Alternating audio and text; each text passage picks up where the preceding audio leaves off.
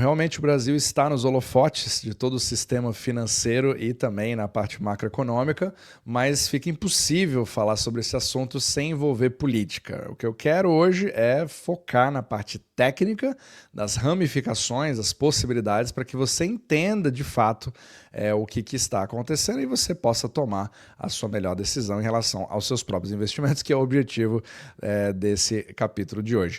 Então, primeiramente, só para dar uma revisada, né, para quem não viu, foi ali um documento feito pelo ministro Flávio Dino, né? Então, aqui eu vou só dar uma pincelada. Então, tendo em vista os riscos e possibilidades de operações, transações e imposições indevidas envolvendo o sistema financeiro nacional, ou seja, todo o sistema, o objetivo aqui é de não determina, né, a ciência do Banco Central, da Federação da Brasileira dos Bancos, Febraban, etc., tudo quanto é instituição, baseada nas transações, operações, cancelamentos de contratos, bloqueios de ativos, transferências para o exterior, etc. Então, tudo isso foi a determinação ali do Flávio Dino e aqui fica claro, né, que é uma contrabalança em relação ao que já vem acontecendo lá na Lei Magnitsky, mesmo que você não fale diretamente sobre o assunto ou quem seria também o Estado estrangeiro a fazer isso. Isso fica bastante claro. Agora a questão é, os bancos, ou instituições financeiras, não financeiras, empresas, todas elas, mas principalmente os bancos brasileiros,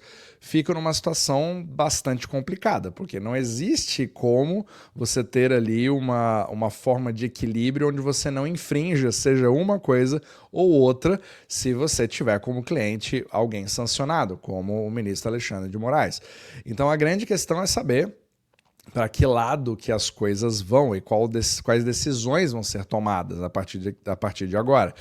Então, eu até falei num artigo do Substack sobre exemplos que já aconteceram no passado, um passado recente, né, de pessoas sancionadas na Lei Magnitsky, como essa aqui, a Carrie Lam, de Hong Kong, que foi durante a pandemia, que ela precisou ter pilhas de cash em casa, né, e não conseguia ter nenhum tipo de conta, etc. E aqui, de fato, ela ficou bastante travada, né, a OFAC, que é o Office of Foreign Assets Control dos Estados Unidos, realmente bloqueou seu acesso a todo o sistema financeiro dos Estados Unidos. E aí bancos globais, mesmo fora dos Estados Unidos, evitaram na prática qualquer negócio com a LAM para não violar essas restrições.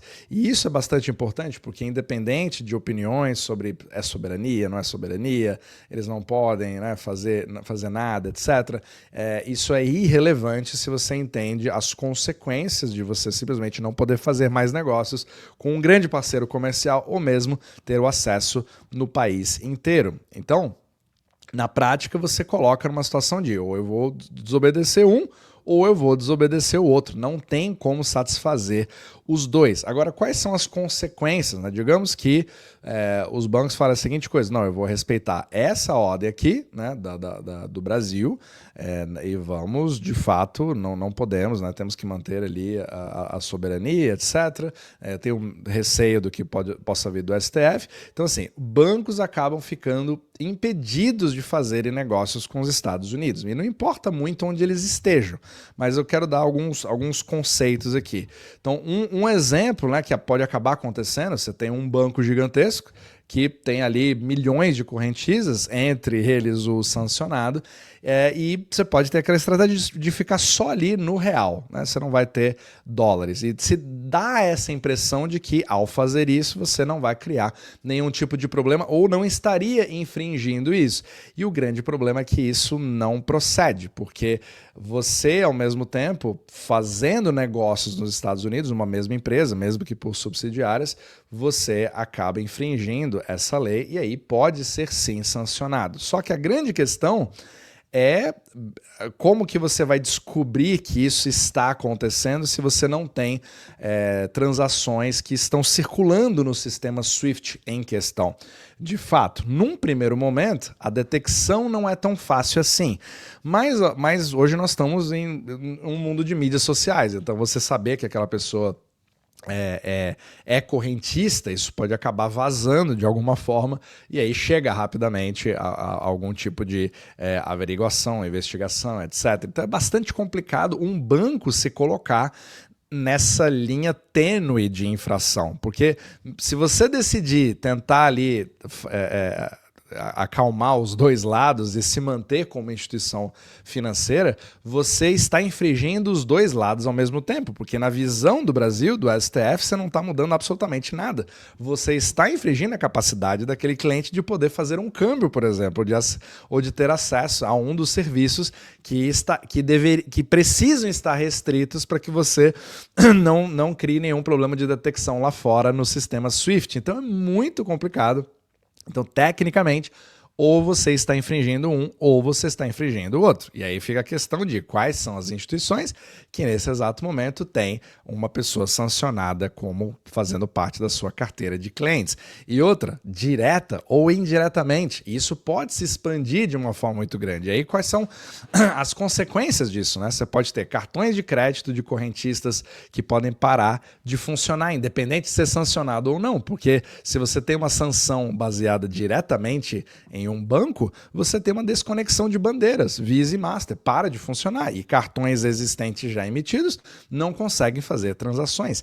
Isso cria um sério problema. Mas antes da gente continuar, só para passar aqui para o pessoal, eu acabei de lançar um portfólio, né? Porque as pessoas falam assim, adoro entender sobre macroeconomia, sigo o seu podcast, é maravilhoso, mas como que eu posso de fato me proteger? E aqui, membros Omnimacro, eles podem não somente ver qual que é a alocação que eu estou fazendo hoje, macroeconomicamente falando, né? Usando todos os princípios que eu passo aqui, mas também os resultados até então, que estão entre 10% a 11% desde que eu publiquei, né, esse portfólio no dia 4 de abril. Então, se você quiser acompanhar, todos os links estão na descrição abaixo. Ao mesmo tempo, você pode ver todas as mudanças que eu faço no portfólio para navegar toda essa turbulência que está acontecendo, não somente no Brasil, mas no resto do mundo inteiro. Então, todos os links você pode acompanhar aqui.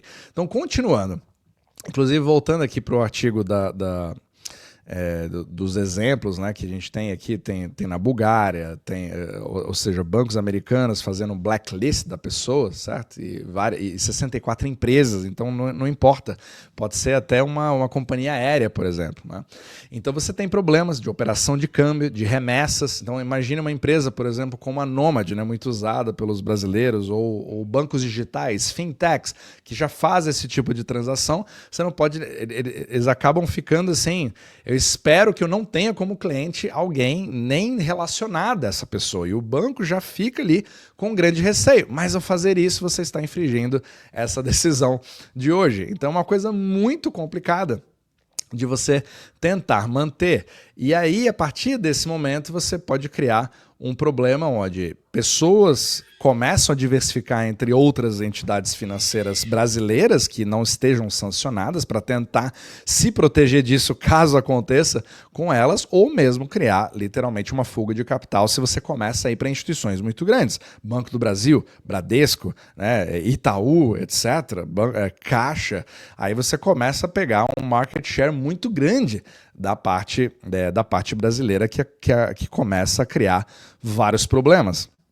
Então isso acabou tentando abranger bastante coisa, né? Porque se você pega o que está sendo dito aqui, literalmente ele não dá muita folga para você ter nenhum tipo de comportamento onde você consegue sustentar os dois lados ao mesmo tempo, criando literalmente uma decisão que fica praticamente impossível de ser seguida, seja por um lado, seja por outro. E aí, provavelmente você, como banqueiro, né, ou como dono de um desses bancos, vai acabar tendo uma quantidade de lobby gigantesca. Não tem como, você precisa ver formas ou talvez exceções ou, enfim, alguma forma de falar assim, ó, isso aqui eu não vou infringir. Mas a grande questão é qual desses problemas é maior? É como se fosse uma empresa tentando ver qual multa, né, vai ser melhor para ela poder pagar, e às vezes ela vai ter que pagar o preço. Então vai ser muito interessante ver qual que é a decisão de cada uma dessas instituições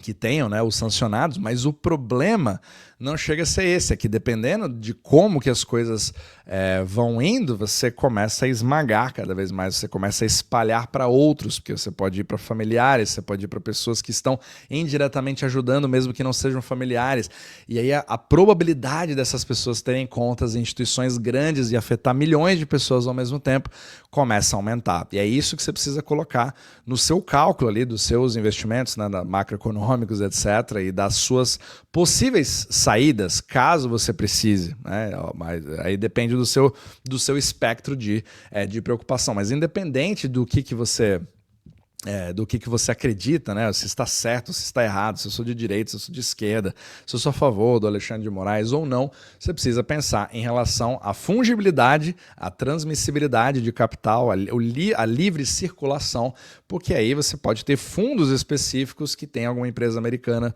no meio que investem hoje no Brasil, e aí você começa a ter fluxos de milhões para bilhões, e isso afeta câmbio, isso afeta uma série de outras coisas, porque a geopolítica, ela comanda literalmente todo o fluxo de capitais no sistema eurodólar, que é o que eu sempre falo nesse podcast, né? Os dólares fora dos Estados Unidos e a sua capacidade, né, de acessá-los é o que vai definir muito do que acontece no país, influencia a inflação, influencia uma série de coisas ao mesmo tempo. Então vai ser realmente um capítulo bastante, eu vou dizer interessante, mas de uma forma bastante negativa, porque de fato cria uma situação muito complicada para o fluxo de capitais no Brasil, para os mercados, para financiamento, para pessoas que estejam viajando nesse exato momento e dependam dos seus cartões para gastos, e aí cria uma série de coisas, porque a gente não sabe quais são as ramificações a partir de agora. Mas vamos ver a cena dos próximos capítulos, mas de fato a gente está vendo aqui uma história bastante inédita, né? História inédita aqui na parte brasileira. E lembrando, se você quiser ver aqui os outros exemplos, né, que também tem da República Democrática do Congo, né, Israel, todos eles foram sancionados, e aqui você pode aprender com a história recente, e nenhum deles acabou, pelo menos o spoiler que eu posso dar aqui, que para nenhum deles a vida ficou mais fácil do que era antes, nenhum deles acabou se saindo muito bem depois que o seu nome foi incluído, e nenhum deles também teve o seu nome retirado depois disso. Então, literalmente, você acaba criando uma situação onde você declara literalmente uma morte financeira.